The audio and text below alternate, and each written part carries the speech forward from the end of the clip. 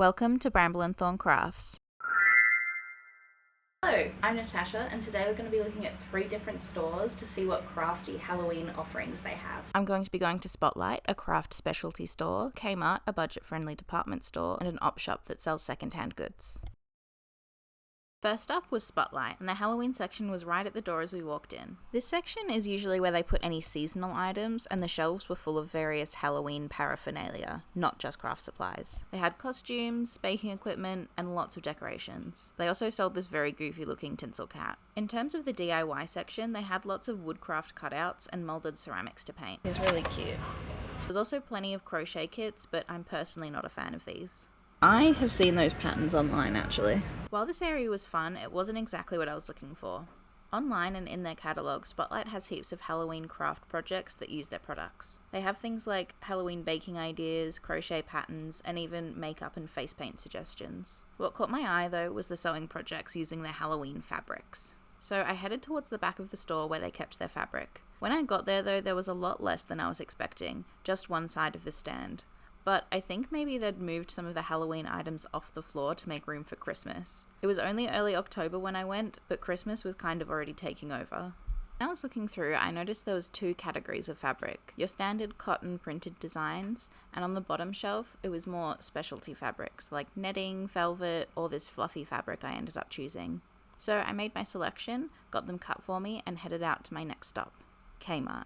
For those who don't know, Kmart is a low-cost department store here in Australia, so basic crafting supplies are just a small portion of what's on offer here. Also, Christmas had started to infiltrate this store too. There was definitely a big focus on kits, which I would guess are mostly directed towards kids, but I think adults can have fun with this kind of stuff too. There were more things to paint and crochet kits, and I liked their Halloween scrapbook supplies. They also had this massive 4-tiered pumpkin cutout. I selected 2 kits because they seemed to be the predominant offerings in terms of crafting supplies. The next day, I headed to my third and final store, the op shop. My game plan in the op shop was to find anything that I could paint on or add to make spooky. What about a haunted dolphin?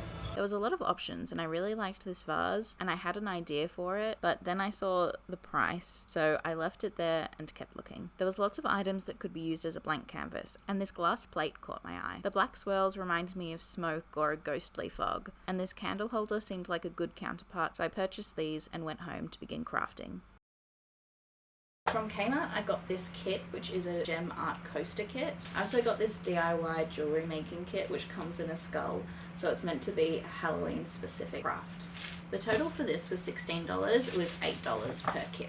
I'm going to open this up and see what I can make. So when I'm looking inside, I can see that there's new charms, which are Halloween themed. Oh, a little pink ghost, he's cute. So we do have some letters, so I could write something spooky. Let's see what I come up with. Let's cut this much.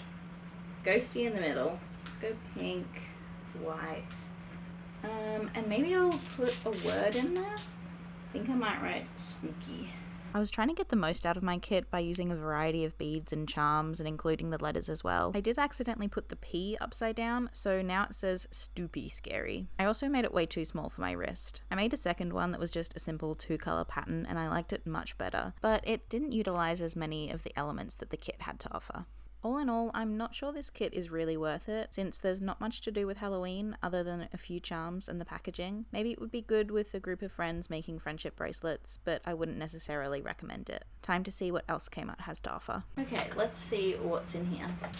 Gems, little tray, and the coasters come with a coaster holder. So the 4 designs we have a jack-o'-lantern, a very evil looking cat, a spider in a web, and an eyeball. I'm noticing this issue where when you pull up the plastic, it's actually peeling up that information, so you won't be able to stick them. Okay, so I have kind of fixed it, but it is still trying to come up as I pull it. I'm going to do this cat for my partner because I have a feeling he'll like its devilish face. I have done a kit like this before and I know how it works, and it's pretty self-explanatory, but there isn't any instructions that come in the box. Just something to know. I find gem art kits really relaxing, and sometimes they can take a bit long and you just kind of give up, but the size of these were really manageable. I would say this is more of a solo unwinding craft, and I did enjoy it, though you definitely wouldn't want to spill anything on it because it wouldn't be easy to clean. I gave this guy to my partner and he loved it, and I had fun making it, so it was a pretty decent craft kit.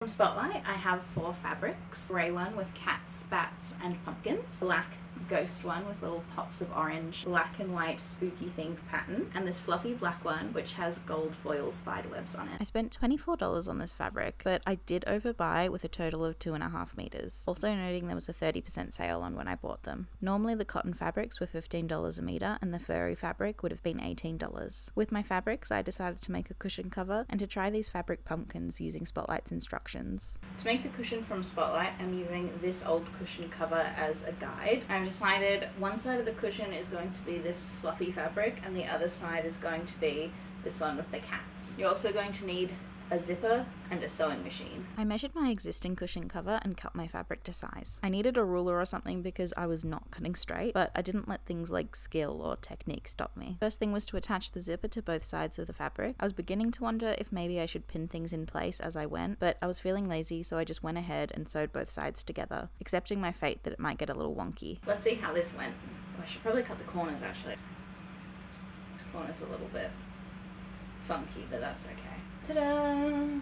Looks a little bit small. Let's see if the cushion fits in there. Oh, the zipper came off! No! Why? Okay, let's do this again. Funky corner is still funky. Let's put this manky pillow into its home. Whoa. Whoa, it fits. I think it fits. Okay, it's bulging a little, but that's okay. Yes! It's in! Oh my gosh. Okay, wait, what does this side look like? Oh, yes! I'm so happy. Ta-da! Cats. Or, alternatively, ta-da! Oh my gosh, I love it! I'm really happy with how this turned out, and trust me, you don't need a lot of sewing skills to do it. I was really happy with the fabrics from Spotlight, and I loved the variety of patterns and textures. So if you have access to a sewing machine, I highly recommend. I'm going to make the fabric pumpkins out of these two fabrics. I cut my fabric to the size indicated by the instructions and then sewed them into tubes. You're meant to hand stitch gatherings at either end of the tube and then stuff it to get the pumpkin shape. But again, I was lazy and I thought I could just sew the basting stitches and gather them later. Okay, so I have my tube.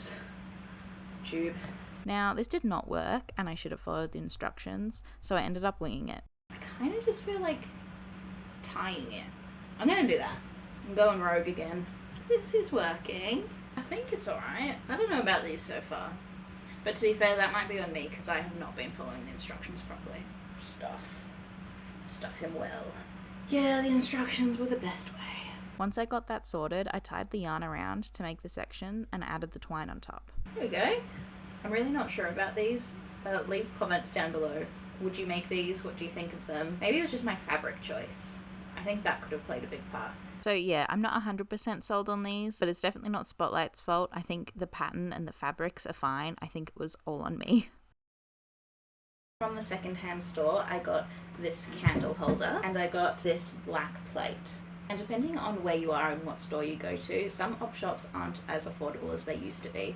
So I spent $8 on this candle holder and $7 on this plate. I was thinking of making kind of a ghost spiral, almost like this is the mist that the ghosts are coming out of, maybe through some portal to the ghostly realm. All I'm using is white and black paint. One thing to remember if you do this is that it won't be food safe after you paint it.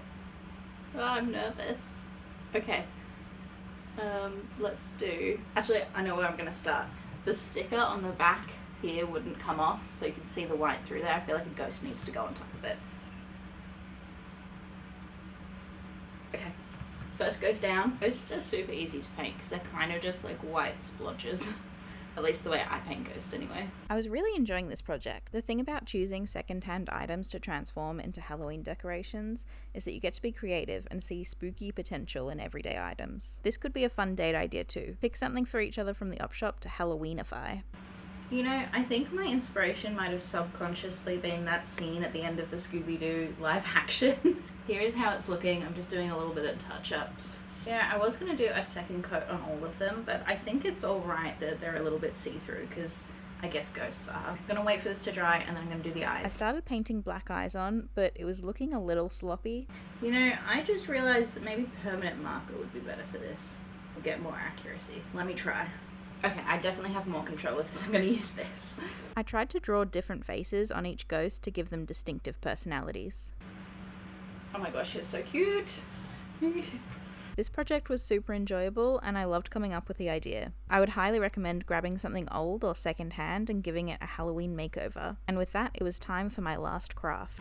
I want to make this candle holder look like it's dripping blood. Hopefully just with some glue and paint, but we'll see. I did some testing and found that this glue did not dry fast enough, so I had to whip out my hot glue gun. I started to drip hot glue off the edges, hoping they would form droplets. I wanted to get as much dripping action as I could, but it was hard not to get glue to drip too far. Once it dried, I painted the glue red in hopes that it would look like blood. This was a relatively easy and quick craft, and now I'm just imagining all the other things that I can cover in glue blood. And this is everything made. My favourite's definitely the reversible cushion, but let me know your favourite in the comments below. My final thoughts are that all three shops had some pretty good offerings. Kmart was more geared towards people who don't usually craft, so it was handy that everything you needed for the projects came in the box, whereas I needed a few supplies already for the projects I made from the other stores. I love that Spotlight had heaps of inspiration online, and Halloween fabrics like those aren't common everywhere. But I think I was most surprised by the op shop. Walking through the aisles and coming up with ways to modify second-hand trinkets inspired some creative thinking, and you got to make the projects your own. In the end, I don't think it matters where you shop as long as you have fun. Thanks for watching, and I'll see you in the next crafty video.